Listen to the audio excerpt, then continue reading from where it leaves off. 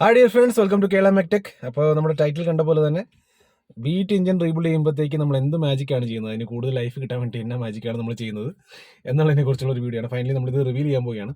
കാരണം ഇത് ശരിക്കും പറഞ്ഞു കഴിഞ്ഞാൽ നേരത്തെ ചെയ്യേണ്ടിയിരുന്നു. പക്ഷേ കുറച്ച് തിരക്ക് കാരണം എല്ലാവർക്കും അറിയാം, നമുക്ക് നമ്മുടെ അടുത്തൊരു വർക്ക്ഷോപ്പിൻ്റെ വർക്ക് നടന്നുകൊണ്ടിരിക്കുകയാണ്. അപ്പോൾ അതിൻ്റേതായിട്ടുള്ള തിരക്കും കാര്യങ്ങളൊക്കെ ഉണ്ട്. നമുക്ക് എഡിറ്റിങ്ങും കാര്യങ്ങൾക്കൊന്നും ഒന്നും നേരമില്ല. അങ്ങനെ കുറേ ഇഷ്യൂസ് ഉണ്ട്. അപ്പോൾ അതും കൂടി ഒന്ന് ശ്രദ്ധിക്കുക.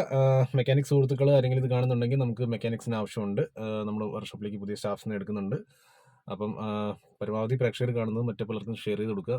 നമ്മളൊരു അത്യാവശ്യം പ്രീമിയം കാർസും കൂടിയും കൂടുതൽ കൺസിഡർ ചെയ്തുകൊണ്ട് നല്ലൊരു പുതിയൊരു വേറൊരു സെക്കൻഡായിട്ട് ഒരു വർക്ക്ഷോപ്പും കൂടി നമ്മൾ സ്റ്റാർട്ടപ്പ് ചെയ്യുന്നുണ്ട്. അപ്പോൾ നമുക്ക് കാര്യത്തിലേക്ക് കിടക്കാം. നമ്മൾ വീറ്റിൻ്റെ എഞ്ചിൻ റീബിൽഡ് ചെയ്യുമ്പോഴത്തേക്ക് നമ്മൾ ചെയ്തേക്കുന്നത് എന്താണ്? നമ്മൾ വേറെ ഒന്നും ചെയ്തില്ല. ഇതിനകത്തുണ്ടായിരുന്ന ഏറ്റവും വലിയ പോരായ്മ നമ്മളങ്ങ് നീക്കം ചെയ്യുകയാണ് ചെയ്തത്. എന്തുകൊണ്ടാണ് ഇതിന് കൂടുതൽ ബ്ലോ ബൈ അടിക്കേണ്ടി വന്നത്? അതായത് ഈ എഞ്ചിന് പെട്ടെന്ന് തന്നെ ബ്ലോ ബൈ അടിച്ച് അല്ലെങ്കിൽ ബാക്ക് കംപ്രഷൻ അടിക്കുന്നതിൻ്റെ ഒരു പ്രശ്നം ഉണ്ടായിരുന്നു. അതിൻ്റെ റൂട്ട് കോസ് നമ്മൾ ഫൈൻഡ് ഔട്ട് ചെയ്തു എന്നുള്ളതാണ്. പക്ഷേ നമ്മൾ ചെയ്തതെന്ന് വെച്ചാൽ ഈ വണ്ടി ഈ ബീറ്റുകൾ നമ്മുടെ അടുത്ത് ഇഞ്ചിൻ റീബിൽഡിൻ്റെ ഇഷ്യൂസ് ഒക്കെ ആയിട്ട് വന്നു തുടങ്ങിയപ്പോഴത്തേക്ക് നമ്മളെ വിശ്വസിച്ച് നമുക്ക് വണ്ടി തന്ന് നമുക്ക് വേണ്ട രീതിയിലുള്ള സമയം സാവകാശം തന്ന കസ്റ്റമേഴ്സിന് ആണ് ഏറ്റവും വലിയ നന്ദി. എനിക്ക് അവരോടാണ് ഏറ്റവും കൂടുതൽ നന്ദി പറയാനുള്ളത്. കാരണം അവർ നമ്മളെ വിശ്വസിച്ച് അത്രയും ടൈം നമുക്ക് തന്നു. നിങ്ങൾ ആലോചിച്ച് ഇത് എങ്ങനെ നമുക്ക് മോഡിഫൈ ചെയ്താൽ എങ്ങനെ നമുക്ക്, കാരണം അവർക്കത് താല്പര്യമുണ്ട്, റീറ്റെയിൻ ചെയ്യാനും റീയൂസ് ചെയ്യാൻ താല്പര്യമുള്ള ആൾക്കാരാണ് അവർ. അപ്പോൾ അത് ആലോചിക്കാനും ചെയ്യാനും തന്നേക്കുന്ന ഒരു അവർ കാണിച്ചേക്കുന്ന വിശ്വാസവും അവർ തന്നേക്കുന്ന സാവകാശവും അവർ കാണിച്ചേക്കുന്ന ക്ഷമയുമാണ് ഈ ഒരു റിസൾട്ടിലേക്ക് എത്തിയത്. അപ്പം നമ്മളിങ്ങനെ ഒരു 4 ബീറ്റാണ് നമ്മൾ ടോട്ടലി 4, ഇപ്പം 5ാമത്തെ നടന്നുകൊണ്ടിരിക്കുകയാണ്. ടോട്ടൽ 5 ബീറ്റാണ് നമ്മളിപ്പം ചെയ്തേക്കുന്നത്. അതിൽ ഏറ്റവും ആദ്യം പണിത് പോയ ബീറ്റ് നിയർ ടു 50,000 ഒരു കുഴപ്പമില്ലാണ്ട് ഓടിയിട്ടുണ്ട്. ഇനിയും ഓടാനിരിക്കുന്നു. ഈ 2 എണ്ണം ഈ കാണിച്ചേക്കുന്നത് അതിനെക്കുറിച്ച് നമുക്ക് വീഡിയോയിൽ നമുക്ക് ബാക്കി കണ്ടിന്യൂ ചെയ്യാം. അപ്പോൾ ഗൈസ്, ഇത് ഈ ഒരു റിസൾട്ടിലേക്ക് നമ്മൾ എത്തിച്ചേർത്ത ഒരു കൺക്ലൂഷൻ, ഇത് എത്തിച്ചേർത്ത ഒരു മെയിൻ പ്രധാനപ്പെട്ട ഒരു ഘടകം എന്താണെന്ന് വെച്ചാൽ, നമ്മൾ BMW ആണെങ്കിലും ബീറ്റ് ആണെങ്കിലും നമ്മൾ ഒരേപോലെ കൺസിഡർ ചെയ്തതിൻ്റെ ഒരു ഭാഗമായിട്ടാണ് ഈ സംഗതി ഇങ്ങനെ വന്നേക്കുന്നത്. കാരണം നമ്മളതുപോലെ നല്ല രീതിയിൽ എഫേർട്ട് എടുത്തിട്ടുണ്ട്. ഫിസിക്കലി ആൻഡ് മെൻ്റലി നമ്മൾ അതിന് വേണ്ടിയിട്ട് കൂടുതൽ ടൈം സ്പെൻഡ് ചെയ്ത് എഫേർട്ട് എടുത്തിട്ട് അങ്ങനെ ഒരു റിസൾട്ടിലേക്ക് നമ്മൾ എത്തിപ്പെടുകയായിരുന്നു ചെയ്തത്. അപ്പം ക്ലാസ് വണ്ടികൾ അല്ലെങ്കിൽ പ്രീമിയം വണ്ടികൾ മാത്രമേ പറ്റുള്ളൂ. നമ്മൾ ബീറ്റോ മാരുതിയോ അങ്ങനെയുള്ള വണ്ടികൾ നോക്കില്ലാന്ന ഒരു അതിലേക്കൊന്നുമില്ല. നമ്മൾ ആ സമയത്തെല്ലാം മിക്സ്ഡ് ആയിട്ടായിരുന്നു ചെയ്തുകൊണ്ടിരുന്നത്. അപ്പം ഇപ്പോഴത്തെ തിരക്കനുസരിച്ച് നമുക്കത് ഭയങ്കര ബുദ്ധിമുട്ടായതുകൊണ്ടാണ് നമ്മൾ സെപ്പറേഷൻ വെച്ച് നോക്കിയിട്ട് ഒരു പ്രീമിയം സെഗ്മെൻറ്റ് സെപ്പറേറ്റ് ആക്കാൻ ശ്രമിച്ചുകൊണ്ടിരിക്കുന്നത്. കാരണം രണ്ടും കൂടിയുള്ള തിരക്ക് നമുക്ക് മെയിൻറ്റെയിൻ ചെയ്യാൻ ബുദ്ധിമുട്ടാണ്. അതിനുള്ള സ്റ്റാഫും കാര്യങ്ങളൊന്നും നമുക്കായിട്ടില്ല. അപ്പോൾ അങ്ങനെ ഒരു സെപ്പറേഷൻ വെച്ചിട്ട്, സെപ്പറേഷൻ എന്ന് വെച്ചാൽ നമ്മുടെ ഇൻവോൾവ്മെൻറ്റ് രണ്ടിലും ഉണ്ടാവും. അപ്പോൾ നമുക്ക് കൂടുതൽ ഈ സെപ്പറേഷൻ വരുന്നതിൻ്റെ ഒരു മീൻ ചെയ്തതെന്ന് വെച്ചാൽ, അതിനകത്ത് നമ്മൾ മീൻ ചെയ്തെന്ന് വെച്ചാൽ നമുക്ക് രണ്ട് സൈസുള്ള സെഗ്മെൻറ്റ് നമുക്ക് ബെറ്ററായിട്ട് മെച്ചപ്പെടുത്തി നമുക്ക് കൺസിഡർ ചെയ്യാനായിട്ട് സാധിക്കും. അതിനുള്ള സാവകാശം നമുക്ക് കിട്ടും. അതുകൊണ്ടാണ്. അപ്പം ഇതിനകത്ത് ഏറ്റവും വലിയ കാര്യം തന്നെ നമുക്ക് ഇപ്പം ഏത് ബ്രാൻഡായാലും, ഏത് ചെറിയ ബ്രാൻഡായാലും ഏത് വലിയ ബ്രാൻഡായാലും നമ്മൾ അതിലേക്ക് കൂടുതൽ ഫോക്കസ് ചെയ്യുമ്പോഴായിരിക്കും നമുക്ക് ചിലപ്പം ഒരു കംപ്ലൈൻറ്റ് നമുക്ക് ക്ലിയർ ആക്കിയിട്ട് മെച്ചപ്പെടുത്തി സംഗതി നല്ല രീതിയിൽ കൊണ്ടു നടക്കാനായിട്ട് ഒരു ഐഡിയ കിട്ടുന്നത്, അല്ലെങ്കിൽ കൊണ്ടു നടക്കാനായിട്ട് നമുക്ക് സാധിക്കുന്നത്. അപ്പോൾ നമുക്ക് എന്ത് ചെയ്തു എന്നുള്ളത് കൂടുതൽ ഞാൻ ബോറടിപ്പിക്കുന്നില്ല. എന്ത് ചെയ്തു എന്നുള്ളത് നമുക്ക് വീഡിയോയിലേക്ക് പോകാം. അത് നമുക്ക് നേരിട്ട് കാണാം. ഇപ്പോൾ ഒരുപാട് പ്രേക്ഷകർ നേരത്തെ ചോദിച്ചിരുന്നു, നമ്മുടെ ബീറ്റിൻ്റെ എഞ്ചിനിൽ കംപ്രഷൻ ലീക്ക് നമുക്ക് കുറയ്ക്കാൻ വേണ്ടിയിട്ട് നമ്മൾ ചെയ്തേക്കുന്ന മോഡിഫിക്കേഷൻ ഉണ്ടാകും. അപ്പോൾ ആ കാണുന്ന സാധനമാണ് ഇത്. നമ്മുടെ ഒരു ഓയിൽ സെപ്പറേറ്ററാണ്. നമ്മുടെ സ്വിഫ്റ്റ് പൂണ്ടോ പോലെയൊക്കെ വണ്ടിക്കകത്ത് വരുന്ന ഒരു ഓയിൽ സെപ്പറേറ്ററാണ്. ഇതിനകത്തുള്ള ക്യാം ഫിൽറ്റർ ശരിക്കും പറഞ്ഞു കഴിഞ്ഞാൽ നമ്മൾ എല്ലാ 20,000 30,000 ഇൻ ബിറ്റ്വീൻ നമ്മൾ ആ സാധനം ടൈമിംഗ് വെച്ച് മാറി എടുത്ത് കളയേണ്ട ഒരു കേസ് വരാറുണ്ട്. അതുകൊണ്ട് തന്നെ പലരും ഇത് മടിക്കാറുണ്ട്, അല്ലെങ്കിൽ അത് പലപ്പോഴും ടൈമിംഗ് ഔട്ടായി പോകാനുള്ള ഒരു കാരണമായി മാറാറുണ്ട്.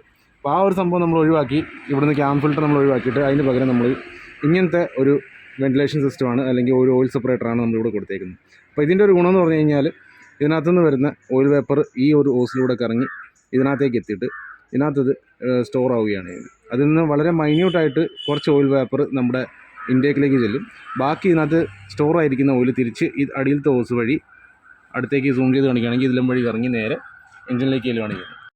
അപ്പോൾ ഗൈസ്, ഈ കണ്ടേക്കുന്ന ഒരു ബൈപ്പാസ് മെക്കാനിസം എന്തുകൊണ്ട് കമ്പനി യൂസ് ചെയ്തില്ല എന്നുള്ളൊരു ചോദ്യം ചിലപ്പോൾ വന്നേക്കാം. അപ്പോൾ അതിനകത്ത് കാര്യം എന്ന് പറഞ്ഞാൽ അവർ ഏറ്റവും ഈസിയസ്റ്റ് മെത്തേഡാണ് നോക്കിയത്. അവർ ഈ ഏരിയ ഡമ്മി ആക്കി ക്ലോസ് ചെയ്ത് വെച്ചേക്കുമായിരുന്നു. കാരണം വേറെ ഒന്നുമില്ല, ഇത് 4 സിലിണ്ടർ മൾട്ടി ജെറ്റിൽ നിന്ന് വന്നേക്കുന്ന ഒരു ഡിസൈൻ ആയതുകൊണ്ട് ഒരു സിലിണ്ടർ ഒഴിവാക്കിയിട്ട് ചെയ്തേക്കുന്ന ഒരു മോഡലാണ്. അപ്പം ഇതിലേക്ക് അങ്ങനെ ചെയ്യുമ്പം ഈ ഒരു ഏരിയയിൽ സ്റ്റാർട്ടിംഗ് മോട്ടർ ഫിക്സ് ചെയ്യുമ്പോഴത്തേക്ക് സ്റ്റാർട്ടിംഗ് മോട്ടർ യുദ്ധത്തിൽ വന്ന് തട്ടും. അതുകൊണ്ട് ഈ സംഗതി അവർ ഒഴിവാക്കിയിട്ട് നേരെ മറിച്ച് അതിലും കൂടുതലായിട്ട് സങ്കീർണമായിട്ടുള്ള ഒരു ടെക്നോളജിയാണ് ക്യാം ഫിൽറ്റർ വെച്ചുകൊണ്ട് കൊടുത്തത്. അത് ഭയങ്കര വലിയ ആപത്തായിരുന്നു ഈ വണ്ടീനെ സംബന്ധിച്ച്. നമ്മളപ്പോൾ അത് ഒഴിവാക്കിയിട്ട് ഇത് മോഡിഫൈ ചെയ്ത് ഇതേപോലെ ഒരു പാക്കിങ്ങും ഈ ഒരു എൽബോയും കാര്യങ്ങളൊക്കെ, അതായത് നമ്മുടെ സ്വിഫ്റ്റ് അല്ലെങ്കിൽ ഷെവർലെറ്റിൻ്റെ മറ്റേ എൻജോയ് സെയിൽ 4 സിലിണ്ടർ വണ്ടികൾക്ക് വരുന്ന ആ ഒരു രീതിയിൽ നമ്മളിത് സംഗതി മോഡിഫൈ ചെയ്തെടുക്കുകയാണ് ചെയ്തത്. അപ്പോൾ നമ്മുടെ ഐഡിയയ്ക്ക് വർക്ക് ചെയ്യാൻ താല്പര്യമുള്ള ഒരു ലെയ്ത്ത് വർക്കുകാരനും കൂടി നമുക്ക് കൂടെ കിട്ടിയത് കൊണ്ടാണ് ശരിക്കും പറഞ്ഞാൽ ഇത് പോസിബിൾ ആയത്. കാരണം കുറച്ച് അധികം കാലമായിട്ട് ഇത് ചർച്ച ചെയ്ത് അവരാദ്യമേ തയ്യാറായിരുന്നില്ല. പിന്നെ അവർ ഇതിൻ്റെ കൂടെ റിസ്ക് എടുക്കാൻ തയ്യാറായി. കാരണം ബ്ലോക്ക് പോയാലും എന്തായാലും അവർ കൂടെ നിൽക്കാമെന്ന് പറഞ്ഞു. അങ്ങനെ ചെയ്ത് റെഡിയാക്കി എടുത്തതാണ്.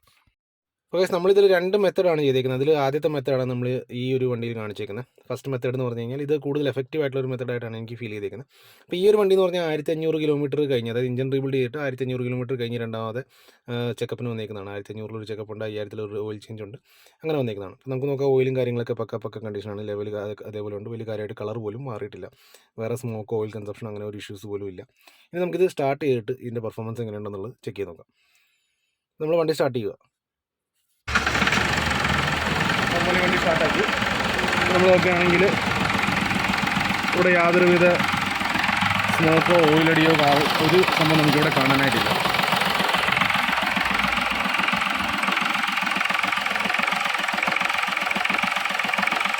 അതാണ് പൂരി എടുത്താൽ പോലും നമുക്കിവിടെ വേറെ ഓയിൽ ഡ്രോപ്ലെറ്റ്സ് ചാടുകയോ അല്ലെങ്കിൽ വേറെ സ്മോക്ക് വരികയോ അങ്ങനെ ഒന്നും തന്നെ ഇതിനകത്തില്ല. അപ്പോൾ അടുത്തൊരു ബീറ്റും കൂടി ഉണ്ട് ഗൈസ്, അതും കൂടി കാണിച്ചു തരാം.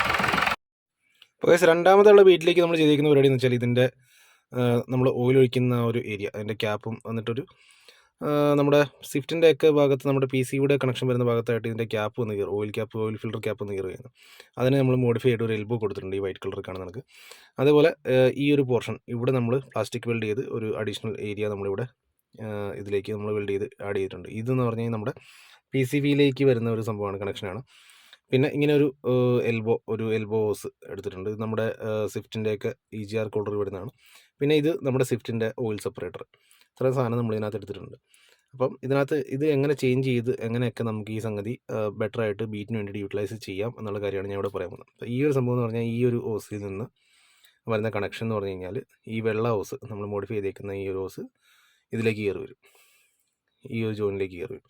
ഇതിൽ നിന്ന് വേപ്പറായിട്ടുള്ള ചെറിയ രീതിയിലുള്ള ഓയിലും എയറും മിക്സായിട്ട് ബ്ലോ ബൈ വരുന്ന ഗ്യാസും മിക്സായിട്ട് ഈ ഒരു ഹോസ് വഴി, ഈ ഒരു റബ്ബർ ഹോസ് വഴി കയറിയിട്ട് നമ്മുടെ എയർ ഇൻടേക്കിലേക്ക് കയറി ചെല്ലും.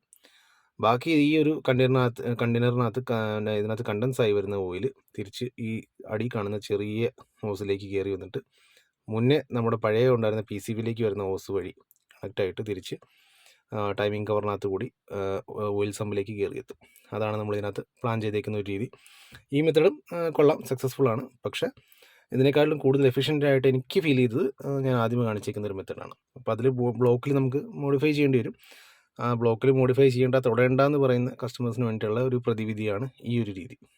അതായത് ചിലവ് കുറച്ച് ഈ രീതിക്ക് ചെയ്യാം. ഇതും എഫക്റ്റീവാണ്. എന്നിരുന്നാൽ കൂടുതൽ ഞാൻ മറ്റേതാണ് കൂടുതലും ഫസ്റ്റ് ഞാൻ കാണിച്ചേക്കുന്ന മെത്തേഡാണ് കൂടുതൽ ഞാൻ കൺസിഡർ ചെയ്യുന്നത്.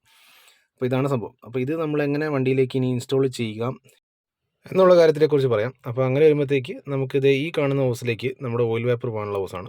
മറ്റേ ഈ കാണുന്ന ടൈമിംഗ് കവറിൽ നിന്ന് വരുന്ന ഒരു എന്ന് പറഞ്ഞു കഴിഞ്ഞാൽ ഹോസ് എന്ന് പറഞ്ഞു കഴിഞ്ഞാൽ നമ്മുടെ ബ്ലോ ആയി വന്ന് നമ്മുടെ ഈ ഏരിയയിൽ നമ്മൾ വെച്ചേക്കുന്ന നമ്മുടെ ഒരു ഓയിൽ സെപ്പറേറ്ററിനകത്ത് വന്നിട്ട് അതിൽ നിന്ന് ഈ ഹോസിലേക്ക് വേപ്പറും എയറും ബ്ലോ ബൈ എയറും അങ്ങോട്ടേക്ക് പോകും.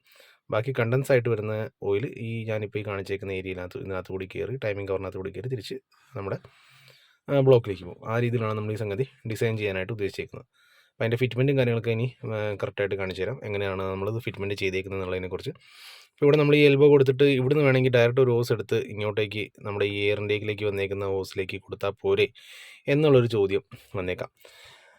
കൊടുത്താൽ മതി. പക്ഷേ അങ്ങനെ വരുമ്പോഴുള്ള ഇഷ്യൂ എന്ന് പറഞ്ഞു കഴിഞ്ഞാൽ ഒരുപാട് ആൾക്കാർ PCB ഫിൽറ്റർ ഒഴിവാക്കിയിട്ട് ബീറ്റ് ഓടിക്കുമ്പോഴത്തേക്ക് വരുന്ന പ്രോബ്ലം എന്ന് പറഞ്ഞു കഴിഞ്ഞാൽ ഹയർ RPM 2500-3000 RPM നമുക്കൊരു കയറ്റം കയറുകയോ അല്ലെങ്കിൽ വണ്ടി ഒന്ന് സഡനായിട്ടൊന്ന് കാലോട് എടുക്കേണ്ട കേസ് വരുമ്പോഴത്തേക്ക് ടർബോ എന്ന് പറഞ്ഞാൽ ഹൈലി വാക്യൂം ക്രിയേറ്റ് ചെയ്യുന്ന നല്ല സക്ഷൻ ഉള്ള ഒരു ഡിവൈസാണ്. അപ്പോൾ അങ്ങനെ വരുമ്പോഴത്തേക്ക് ആ ഹോസിനകത്ത് കൂടിയുള്ള മറ്റേ വരുന്നേക്കുന്ന ഓയിലെല്ലാം ഇത് വലിച്ചെടുത്തിട്ട് ടർബോയ്ക്കകത്ത് ഓയിലടിച്ച് ഇൻ്റർകൂളറിനകത്ത് ഓയിലടിച്ച് പിന്നീട് എയർ ഇൻടേക്കിനകത്ത് വരെ ഓയിൽ കയറും.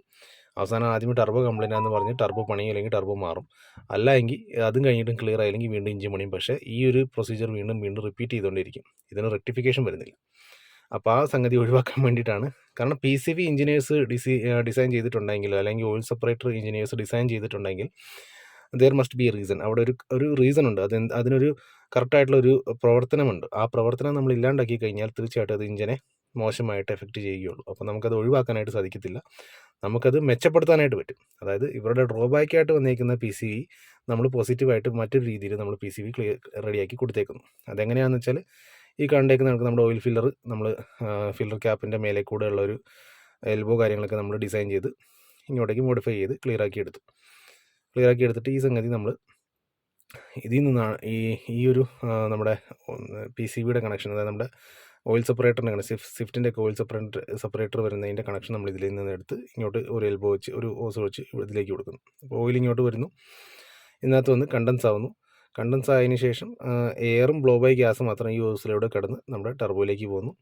ഈ ഓസിനകത്ത് കൂടി ടർബോയിലേക്ക് പോകുന്നു. ബാക്കിയുള്ള സംഗതി എന്ന് പറഞ്ഞാൽ അടി കാണുന്ന ഈ ഒരു ഓസിനകത്ത് കൂടി ഓയിൽ ഇതിനകത്ത് വന്ന് കണ്ടൻസ് ആയി കിടക്കുന്ന ഓയിൽ തിരിച്ച് നേരെ ടൈമിംഗ് കവറിലൂടെ താഴത്തേക്ക് ബ്ലോക്കിലേക്ക് പോകുന്നു. അപ്പോൾ അങ്ങനെ വരുമ്പോൾ എന്ന് പറഞ്ഞു കഴിഞ്ഞാൽ ഒരിക്കലും ഇതിനകത്ത് ബ്ലോ ബൈ അടിക്കില്ല. പിന്നെയെന്ന് പറഞ്ഞാൽ ഈ ഒരു നമ്മുടെ ഓയിൽ സെപ്പറേറ്ററിൻ്റെ ഗുണം എന്ന് പറഞ്ഞു കഴിഞ്ഞാൽ ഇതെപ്പം വേണമെങ്കിലും നമുക്ക് അയച്ച് ഡീസലിനകത്തൊന്ന് കഴുകി എടുത്ത് റീയൂസ് ചെയ്യാം. അല്ലെങ്കിൽ നമുക്ക് സിമ്പിളായിട്ട് ടൈമിംഗ് ലോക്കോ കോപ്പോ ഒരു കോപ്പും ചെയ്യാണ്ട് ഈ സംഗതി ഒരു 30,000-40,000 കിലോമീറ്റർ കഴിയുമ്പോൾ നമുക്ക് മാറാം. 500 രൂപയ്ക്ക് താഴെ അതിന് ചിലവ് വരുന്നുള്ളൂ. പാർട്സിൻ്റെ കോസ്റ്റ് അത്രേ വരുന്നുള്ളൂ. അതെടുത്ത് മാറ്റിക്കളയാം, നമുക്ക് റിസ്ക് ഉണ്ടല്ലോ. മറ്റേന്ന് പറഞ്ഞാൽ ടൈമിംഗ് ലോക്ക് ചെയ്യണം, ടൈമിംഗ് ലോക്ക് ചെയ്തതിന് ശേഷം തെറ്റിപ്പോയി കഴിഞ്ഞാൽ പ്രശ്നം, മാറാണ്ട് ഓടിക്കഴിഞ്ഞാൽ അതിനെക്കാട്ടിലും വലിയ പ്രശ്നം. അപ്പോൾ ആ സംഗതി നമ്മളിവിടെ ഒഴിവാക്കി. അപ്പോൾ അതെന്ന് പറഞ്ഞു കഴിഞ്ഞാൽ നമ്മൾ അതിനുവേണ്ടി എഫേർട്ട് എടുത്തേക്കുന്നതിൻ്റെ ഒരു റിസൾട്ടാണ് നമുക്ക് കിട്ടിയേക്കുന്നത് എന്ന് മാത്രമേ എനിക്കിപ്പോൾ പറയാനുള്ളൂ. അപ്പോൾ ഇത്രയും സംഗതി ഇപ്പോൾ ഇങ്ങനെ ഈ രീതിയിൽ നമ്മൾ ഡിസൈൻ ചെയ്തേക്കുന്നത്. അപ്പോൾ ഇത് ചെയ്തിട്ട് നമുക്കിപ്പോൾ ചെക്ക് ചെയ്ത് നോക്കാം. ഈ ഒരു വണ്ടി അപ്രോക്സ് ഇഞ്ചൻ പണിയും കഴിഞ്ഞ് 3000 കിലോമീറ്റർ ഓടിയിട്ട് നമ്മുടെ അടുത്ത് റീചെക്കിന് വേണ്ടി വന്നേക്കുന്നതാണ്. ഇപ്പോൾ ഓയിൽ കുറയ്ക്കുകയോ വലിയ കാര്യമായിട്ടുള്ള ഒരു കാർബൺ ഡെപ്പോസിറ്റ് വരികയോ ഒന്നും തന്നെ ചെയ്തിട്ടില്ല. മാറാതെ നമ്മൾ ഇഞ്ചൻ റീബിൽഡ് ചെയ്ത് വിട്ടേക്കുന്ന ഓയിൽ തന്നെയാണ് ഇപ്പോൾ ഇതിനകത്ത് കിടക്കുന്നത്. അപ്പോൾ വണ്ടി സ്റ്റാർട്ടൊക്കെ ചെയ്ത് വേണമെങ്കിൽ ഇതിൻ്റെ സൗണ്ടും കൂടി ഒന്ന് നമുക്ക് ചെക്ക് ചെയ്ത് നോക്കാം. നമ്മൾ സ്റ്റാർട്ടാക്കുകയാണ്.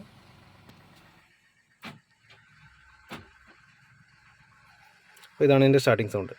ഇനിയിപ്പോൾ എന്ന് പറഞ്ഞു കഴിഞ്ഞാൽ നമുക്കിതിൻ്റെ ബ്ലോ ബൈ കാര്യങ്ങൾ വല്ലതും ഉണ്ടോ എന്നുള്ളത് നമുക്ക് സ്റ്റാർട്ട് ചെയ്ത് ചെക്ക് ചെയ്ത് നോക്കാം. മറ്റേന്ന് പറഞ്ഞു കഴിഞ്ഞാൽ വണ്ടി അത്യാവശ്യം ഒരു 30,000-40,000 കിലോമീറ്റർ കഴിയുമ്പോഴത്തേക്ക് ബ്ലോ ബൈ വരും. ഇതിനകത്ത് ഇപ്പോൾ ഈ ഒരു മോഡിഫിക്കേഷൻ നമ്മൾ ചെയ്തേക്കുന്നതുകൊണ്ട് ആ ഒരു പ്രശ്നം നമുക്ക് ഇതിനകത്ത് കാണാനായിട്ടില്ല. നമുക്ക് ചെക്ക് ചെയ്യുകയാണെങ്കിൽ നമുക്ക് ലിപ്സ്റ്റിക്ക് അഴിച്ചൊന്ന് ചെക്ക് ചെയ്ത് നോക്കാം. ലിപ്സ്റ്റിക്ക് കൂടി പുറത്തേക്ക് എടുക്കുമ്പോഴത്തേക്ക് ഇവിടെ ബ്ലോ ബൈ ബോഡി ഒരു ചെറിയ തുള്ളി പോലും ഒരു ഇച്ചിരി പോലും സ്മോക്ക് പോലും നമുക്കിതിനകത്ത് കാണാനായിട്ടില്ല. അപ്പോൾ അത് ഇതിൻ്റെ ഒരു അഡ്വാൻറ്റേജാണ്, ഈ ഒരു സിസ്റ്റത്തിൻ്റെ അഡ്വാൻറ്റേജാണ്. ഈ രീതിയിൽ നമുക്ക് ബിൽഡ് ചെയ്യുകയാണെങ്കിൽ നമുക്ക് ഇഞ്ചൻ കൂടുതൽ കാലം വരെ കംപ്ലയിൻ്റ് ഇല്ലാണ്ട് ഉപയോഗിക്കാനായിട്ട് സാധിക്കും. പിന്നെ അതേപോലെ നമ്മൾ ഓയിൽ ക്യാപ്പ് ഞാൻ അയച്ചു കാണിച്ചു തരാം. ഇതിനകത്താണെങ്കിൽ നമുക്ക് വേറെ ബ്ലോ ബൈയോ അല്ലെങ്കിൽ സ്മോക്കോ ഓയിൽ അടിക്കുകയോ അങ്ങനെയുള്ള പ്രശ്നങ്ങളൊന്നും തന്നെ ഇതിനകത്ത് കാണാനായിട്ടില്ല. ഓക്കെ, അപ്പോൾ ഇത്രയും കാര്യങ്ങൾ ചെയ്ത് കഴിയുമ്പോഴത്തേക്ക് നമുക്ക് ഇതിൻ്റെ ഇഞ്ചിൻ്റെ മേലെ വരുന്ന കവറിൽ ചെറിയൊരു മോഡിഫിക്കേഷൻ ചെയ്യേണ്ടി ചിലപ്പം വന്നേക്കും. കാരണം കവർ എന്ന് പറഞ്ഞു കഴിഞ്ഞാൽ നമ്മളിപ്പോൾ ഈ പുതിയ ഓയിൽ സെപ്പറേറ്ററും കാര്യങ്ങളൊക്കെ വരുമ്പോഴത്തേക്ക് ചിലപ്പോൾ കവർ അതിലേക്ക് തടയാനായിട്ടുള്ള സാധ്യതയുണ്ട്. അപ്പോൾ അത് ഒന്നിലേക്ക് കവർ സൈഡിൽ നിന്ന് ഇച്ചിരി കട്ട് ചെയ്ത് ഇത് ചെയ്യാനും കവർ വച്ചില്ലെങ്കിലും പ്രത്യേകിച്ച് വലിയ ഇഷ്യൂ ഒന്നും വരാനായിട്ടൊന്നുമില്ല. അപ്പം കാരണം ഇഞ്ചൻ പണി വരുന്നതിനേക്കാട്ടിലും ബെറ്ററുള്ളൊരു ഓപ്ഷനാണല്ലോ, അത് ഞാൻ ഉദ്ദേശിച്ചുള്ളൂ. അപ്പം ഇത്രയും കാര്യങ്ങളാണ്. അപ്പോൾ ഗൈസ് ഇതിനകത്ത് നമ്മൾ നല്ല രീതിയിൽ തന്നെ എഫേർട്ട് എടുത്തിട്ടുണ്ട്. അപ്പം സിമ്പിളായിട്ട് ചെയ്തേക്കുന്ന കാര്യങ്ങളല്ല, ഇതിനെ കുറച്ച് ഇത് വീണ്ടും എന്തുകൊണ്ട് കംപ്ലയിൻറ്റ് വരുന്നു, എന്തുകൊണ്ട് ഇഞ്ചൻ റീബിൽഡ് ചെയ്തിട്ടും, കാരണം എനിക്കറിയാം ഒരു കാലത്ത് ഏതൊക്കെ രീതിയിലും ബീറ്റ് ഇഞ്ചൻ റീബിൽഡ് ചെയ്ത് കഴിഞ്ഞാൽ അത് ഫെയിലായിപ്പോൾ, അത് ഒരിക്കലും സക്സസ് ആവത്തില്ല എന്ന് പറഞ്ഞുകൊണ്ട് ആൾക്കാർ വിടുന്നൊരു അവസ്ഥയുണ്ടായിരുന്നു. അപ്പോൾ അത് ഇപ്പം തരണം ചെയ്യപ്പെട്ട് ഇങ്ങനെ ഒരു രീതിയിൽ നമുക്ക് ചെയ്യാൻ പറ്റിയതിലെന്ന് പറഞ്ഞാൽ നമ്മൾ അത്ര എഫേർട്ട് എടുത്തിട്ടുണ്ട്. അതുകൊണ്ട് തന്നെ പരമാവധി ഈ വീഡിയോ എല്ലാവരിലേക്കും പരമാവധി ഷെയർ ചെയ്ത് എത്തിക്കാനായിട്ട് ശ്രമിക്കുക. കാണുന്നവർക്ക് ഇത് ഗുണം ചെയ്യുന്നതായിട്ട് തോന്നുന്നുണ്ടെങ്കിൽ പരമാവധി എല്ലാവരിലേക്കും എത്തിക്കാനായിട്ട് ശ്രമിക്കുക. അപ്പോൾ ഈ ഒരു മോഡിഫിക്കേഷൻ നമ്മൾ കാണുമ്പോൾ വെറും സിമ്പിളായിട്ട് നമുക്ക് തോന്നിക്കും, പക്ഷേ അതിനകത്ത് നമ്മൾക്ക് ഒരുപാട് സമയം സ്പെൻഡ് ആയിട്ടുണ്ട്, ഒരുപാട് നമ്മൾ എഫേർട്ട് എടുത്തിട്ടുണ്ട്. അപ്പോൾ അത് കൺസിഡർ ചെയ്ത് പരമാവധി എല്ലാവരിലേക്ക് എത്തിക്കാനായിട്ട് പരമാവധി നോക്കുക. ബീറ്റ് ഉപയോഗിക്കുന്നവർക്ക് റീറ്റെയിൻ ചെയ്യാൻ താല്പര്യമുള്ളവർക്ക് ധൈര്യത്തോടെ ഇന്നും കോൺടാക്ട് ചെയ്യാവുന്നതാണ് എന്നാണ് എനിക്ക് ഫൈനലി പറയാനുള്ളത്. അപ്പോൾ ഈ ഒരു വീഡിയോ കണ്ടപ്പോഴത്തേക്ക് ഏകദേശം എല്ലാവർക്കും മനസ്സിലായി കാണും എത്രത്തോളം നമ്മൾ ഇതിനകത്ത് കുറേ R&D ചെയ്ത് കുറേ എഫേർട്ടൊക്കെ എടുത്ത് കുറേ ചേഞ്ചസ് വരുത്തി റിസ്ക് എടുത്ത് ചെയ്തേക്കുന്ന കുറേ പരിപാടിയാണ്. പക്ഷേ നമുക്കതിന് പോസിറ്റീവായിട്ടുള്ള റിസൾട്ട് കിട്ടി എന്നുള്ളതാണ്. എൻ്റെ ഓഫ് ദി ഡേ നമുക്ക് പോസിറ്റീവായിട്ടുള്ള റിസൾട്ട് കിട്ടി എന്നുള്ളത് സന്തോഷം എനിക്കുണ്ട്. ഈ വണ്ടി ഇങ്ങനെ പണിത് പോയി ഉപയോഗിക്കുന്ന ആൾക്കാർക്കും അതിൻ്റെ സന്തോഷമുണ്ട്, ഒരു കുഴപ്പമില്ല. അപ്പം ഇത് ഗുണം ചെയ്യുന്നതായിട്ട് തോന്നുന്നുണ്ടെങ്കിൽ ഇനി ഭാവിയിൽ ഇത് പല നമ്മുടെ കമ്മ്യൂണിറ്റിയിൽ, ഓട്ടോമൊബൈൽ കമ്മ്യൂണിറ്റിയിൽ, കാരണം നമുക്കൊരു പുതിയ ഐഡിയാസ് കിട്ടിയാൽ നമ്മൾ ഷെയർ ചെയ്യുക, നമുക്കൊന്നും മനസ്സിലാകുന്നില്ലെങ്കിൽ നമ്മൾ മറ്റു പലരോടും ചോദിച്ച് മനസ്സിലാക്കി ചെയ്യുക. അപ്പം നമുക്കൊരു കമ്മ്യൂണിറ്റി ബിൽഡപ്പ് ചെയ്ത് നമ്മൾ ഒരുമിച്ച് പോകാനുള്ള ഒരു അവസരം കൂടിയാണ്. അപ്പം ഈ ഒരു സംഗതി ഗുണം ചെയ്യുന്നതായിട്ട് തോന്നുകയാണെങ്കിൽ തീർച്ചയായിട്ടും അത് പരമാവധി ലൈക്ക്, ഷെയറും സബ്സ്ക്രൈബും ചെയ്ത് ഇത് പരമാവധി ആൾക്കാരിലേക്ക് ഈ വീഡിയോസ് എത്തിക്കുക. നമുക്ക് വീണ്ടും ഇതേപോലെയുള്ള പുതിയ ഇൻഫോർമേറ്റീവ് വീഡിയോ ആയിട്ട് കാണാം.